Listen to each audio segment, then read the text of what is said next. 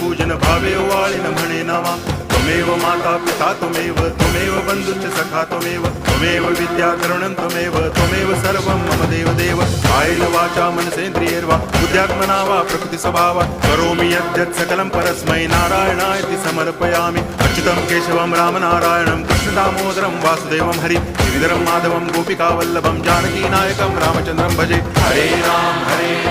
Ram Ram